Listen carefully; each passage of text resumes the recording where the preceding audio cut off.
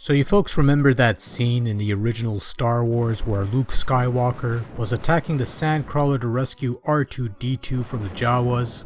Remember when Luke had to carefully navigate a lava stream within the Sandcrawler and take down a gigantic lava creature to save R2? You don't remember that scene? It wasn't in the movie. At least not yet. I'm sure it'll show up on a special edition 10 years down the line. I don't care who owns it, there's gonna be another special edition of Star Wars. And yes, I'm calling it Star Wars, I'm not calling it A New Hope, because the name of the game that was released in 1992 by JVC and conceived by LucasArts is Super Star Wars. It's not called Super A New Hope. It's Super Star Wars because back then we called it Star Wars. Deal with it, fanboys. I'd put in a funny laugh, but I'm quite frankly not in the mood. I'm a bit tired. In any case, you start the game playing off as Luke Skywalker slaying a bunch of Tatooine wildlife, as well as the Sarlacc pit monster, before making your way over to the Sandcrawler thing to recover R2 from a giant lava thing. You'll then have to jump over huge pits to make your way over to Obi-Wan Kenobi, who will bestow upon you a purplish lightsaber thing. You then head off to Mos Eisley, where you can get into the Cantina and kill everybody there. By this point, you can now choose to play as either Han Solo or Chewbacca, both of whom start off with default flame blasters as opposed to your puny laser blaster thing. Also, Chewie has a longer life meter than the other guys. From there why am I even bothering here? It's based off an old movie nearly everybody's seen by this point. You should know what happens next outside of the special editions that never made it to Blu-ray. Whereas the NES iteration of Star Wars was a partial platformer with some limited open-ended exploration thrown in for good measure, Super Star Wars is a straight-up running and gunning your way through point A to point B kind of game, blasting foes, navigating some levels, jumping some platforms, and uncovering some cool little secrets by shooting at them. You can shoot in 8 directions, slide along the ground for a boost of speed, perform super jumps to reach slightly higher platforms, and eventually wield a lightsaber. Well, Luke wields the lightsaber, Han and Chewie don't, they just shoot things. Despite the option of 3 playable characters, they each play the same way for the most part, with a couple differences here and there. Luke can use a lightsaber, Han rolls instead of slides, and Chewie has a longer life meter than the rest but doesn't curl up into a ball or somersault when he super jumps. Control in Super Star Wars is fairly straightforward. You have a jump button, a fire button, a bomb button, and a button to swap between blaster and lightsaber. All of these buttons can be remapped to your heart's content in case the default controls don't work out for you, which is rather nice. Controls are responsive, there's no real issue, they work well. Only thing you might have trouble with at first is sliding, because you have to hold diagonally down and jump rather than just down and jump to slide. Down and jump, usually you drop down a level, but after a while you get the hang of it and it stops being a big deal. Also, in order to do a super jump, you have to hold up and jump. Works well enough here, and I've had no real issues with this kind of jumping, although it might throw off a few folks who are used to the sequels and their double jumping ability, but you get used to it after a while, it's not that big of a deal. In terms of adapting the source material, Super Star Wars stays fairly close to the basic plot of the original movie, while taking some liberties here and there. Most of the stages are based on actual locations from the actual movies themselves, the actual movie itself I should say, and features appropriate foes, and then there's the less than appropriate foes such as the various bosses and other things. These will probably appear in some special edition down the line. Again, it doesn't matter who owns the material now, 5 to 10 years down the line you're getting another special edition with 50 more changes. And don't be surprised if one of those changes ends up being a totally CGI'd version of Darth Vader versus Ben Kenobi in that Death Star scene, where they start flipping around doing moves that he couldn't possibly do back in 1977 or whatever. But I digress.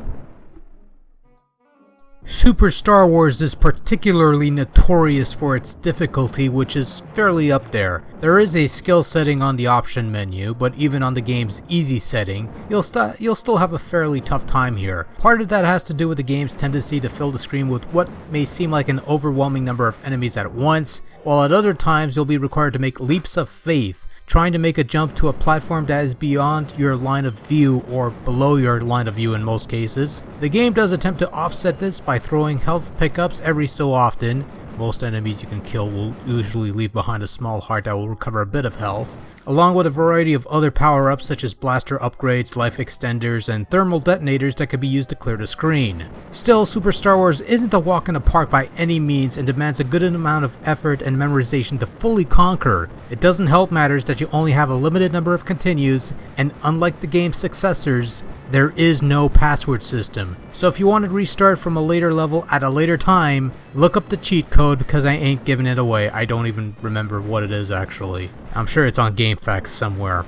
Of course, not all of Super Star Wars has you running and gunning through Mos Eisley or the corridors of the Death Star. There'll be segments where you'll be piloting your land speeder from point A to point B while killing off Jawas and romp brats. And while you don't get to pilot the Millennium Falcon through an asteroid field, you do get the obligatory Death Star surface assault and trench run stages. The land speeder and surface assault segments are third person behind the ship viewpoints, making use of the Super Nintendo's Mode 7 capabilities, while the trench run is a first person cockpit view where you move a cursor around to aim your lasers at things as well as nudging your X-Wing to avoid weapons fire and other obstacles. The third person segments are fairly simple to play around with. The land speeder is a little more involved than the X-Wing because you have more control over the land speeder.